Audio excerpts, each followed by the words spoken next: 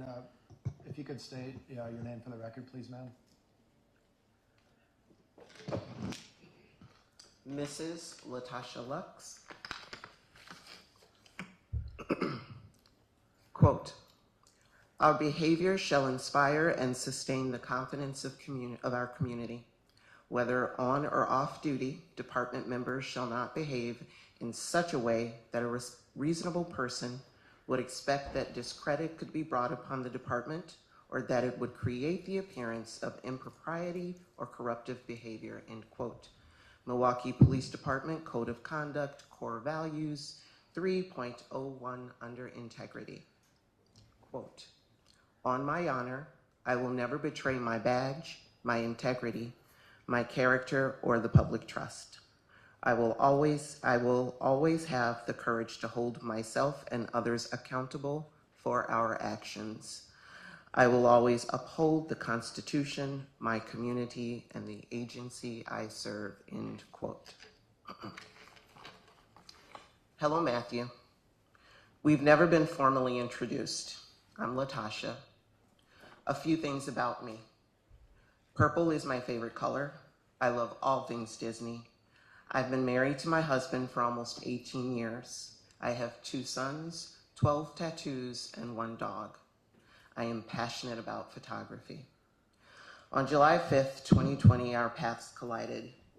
There we were, me, documenting First Amendment rights in action, exercising my own First Amendment rights, and you attacking me, a woman with a camera. I found out after the fact you're a City of Milwaukee police officer, a man who took an oath to protect and serve. I walked away from that encounter forever changed.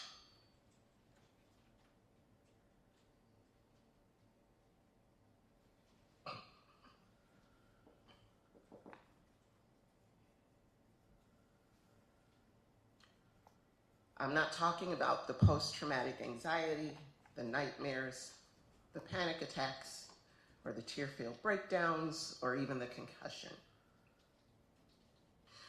I'm talking about the time it took afterwards before I was okay with the curtains being left open in my apartment. I'm talking about the paranoia and constantly looking over my shoulder knowing I had been attacked by a Milwaukee police officer who now had access to my home address. You made me feel unsafe in a place where before we met, I was confident was a safe space. Behind my camera. For months before July 5th, 2020, I had been documenting peaceful civil actions in and around Milwaukee. I never felt threatened, afraid, or unsafe. You entered my space and forever changed that. It took more time than I'm comfortable admitting before I could even look at my camera, let alone pick it up and go back out there and use it. Whatever condition you were in, whatever influences you were under, you looked at me and decided I was not worthy of the most basic human dignity and respect, that I was not one of those people you swore to protect and serve, and you hurt me, a woman. Some people will say you're getting off easy. My husband is one of them. You see, he must live with the knowledge that another man put their hands on his wife and hurt her.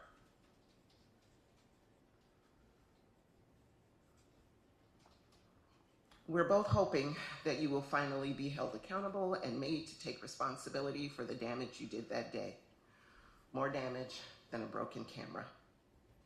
I recognize the decision as to what happens to you now is out of my hands, and I'm okay with that. I will pray, though. I'll pray for the next person who happens to cross paths with you when you're in the same condition as you were in on July 5th, 2020, and that you won't be behind the wheel of a vehicle. I pray that in uniform or out, some unfortunate person doesn't make you so angry you cause more damage than a concussion. I pray the special woman in your life is never in the same situation you placed me in.